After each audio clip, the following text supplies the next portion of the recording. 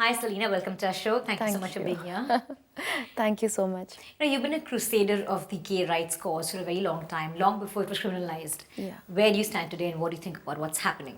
Well, whatever is happening is definitely against the constitutional rights which our constitution, our government guaranteed us. The problem with 377 is that it does not really target only the gay community. Right. It is a law for everyone. Right.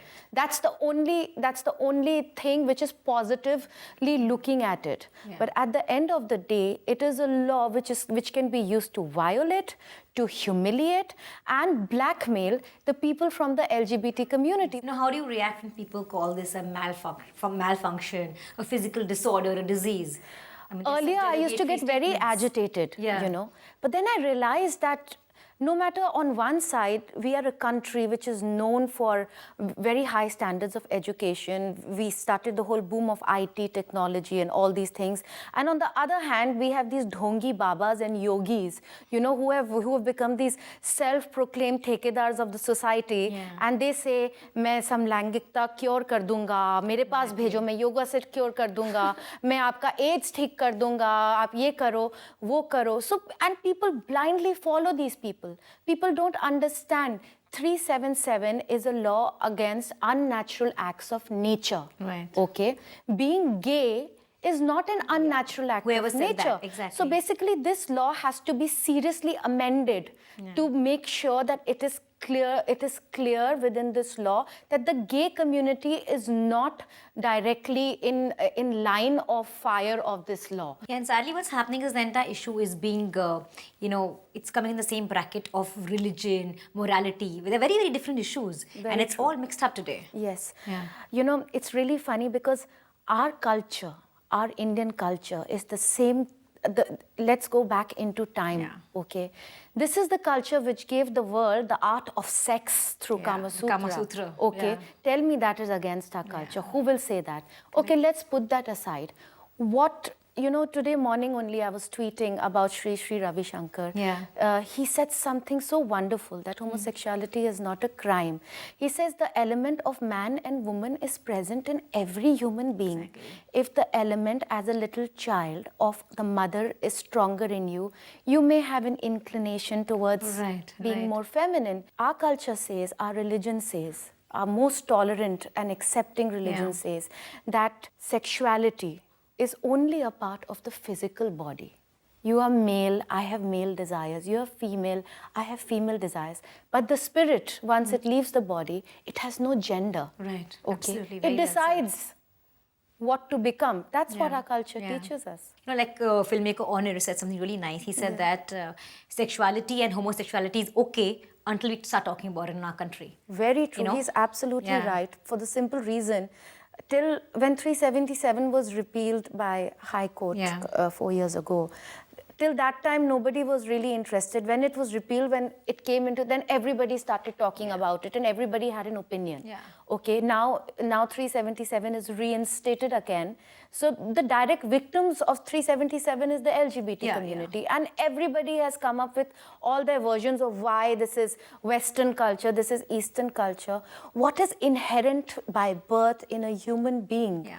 It cannot be from any culture. Particular culture. Exactly. It cannot belong to a culture. What a person does in their bedroom has honestly nothing to do with the rest of the whether world. the fact that you're a good entrepreneur, whether you're a good spokesperson, whether you're a good designer, whether you're a good parent, son. Yeah. It has got nothing to do with how you are as a human being. And basically, when we call ourselves a progressive nation, we cannot be there unless we have equal rights for human beings. Exactly. On the basis of caste, gender, anything for that matter. Exactly, absolutely. And this law contradicts the whole constitution of India. The guarantee, our entire democracy for that matter. Yes, the guarantee which the constitution of India gave to each and every citizen of a life of dignity. Absolutely. Okay, it takes that away from a very big minority. Exactly, a very big minority. Yes, Absolutely, yeah. that would be the word. People think it's a minority. It's one of the world's largest minority in the world's largest democracy. Exactly, absolutely. You know? But tell me, Celina, what drew you to this cause so strongly? And you've been an activist for this cause long before it was criminalized, like I just said. Yes, absolutely. I just feel that I have always been the sort of person who has always had a wonderful tryst with the gay community. Yeah. That is, of course, understood without saying. But I just, when I was growing up, I saw what people from the gay community went through, because I started my career at the age of 16 in the fashion world. Okay. And I saw up close and personal. There was this gay makeup artist, may his soul rest in peace. He is the one who, in my struggling days, was like a mother to me. Wow. He used to give me money when I did not have enough money to buy makeup for a show, or he used to pick me up for shoots, drop me to shoots. He was practically like a surrogate mom away from my own mother. I remember the last time I'd spoken to him was, he says, my whole life has gone by and I have never been myself. You know, I have never been able to love anyone. I have never been able to have anyone as a life partner. And Celina, I will die lonely and old. And then my first relationship was with a closeted gay man. Now, this is the complete other extreme. He was very violent towards me. I suffered emotionally a lot in that relationship of 1 year. Didn't you realize along the way, what was your reaction when you found Because out? I did not, when I started, that was my first relationship, I was very young. You were very young. I did not understand what is gay. I thought that he will become okay. I didn't know what to do. Because I was just a 16-year-old in love, madly in love with this, the first love of my life.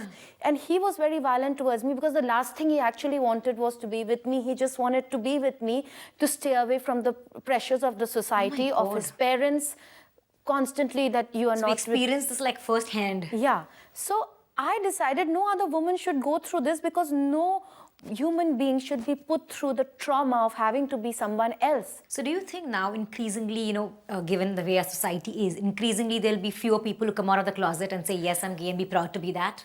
You know, Madhurita, the thing is this, I think coming out of the closet is a personal choice. Right. And I think every gay person should have this as the idea behind repealing 377 is not to make people come out in the open and say, I am gay, because everybody, this is a personal choice. Yeah. It's about living a free life. It's about living making your choices. You want to come out, you don't want to come out. Being able to talk to your parent that I'm sorry, I cannot marry this woman.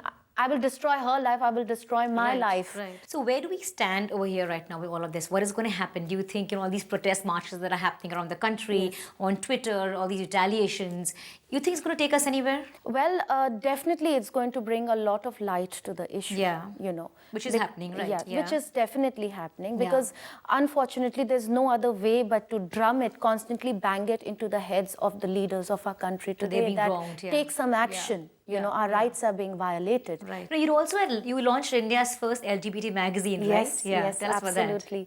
Though that was also a wonderful day. Yeah. Today, I don't know if you can even do that. Exactly. Yeah. Not everyone in India has the money or the means or the time to leave the country for love, to leave the country for basic dignity. Talking about Bollywood films, a lot of our movies have shown this, you know, sometimes humorously, sometimes seriously, like Honor has made such movies.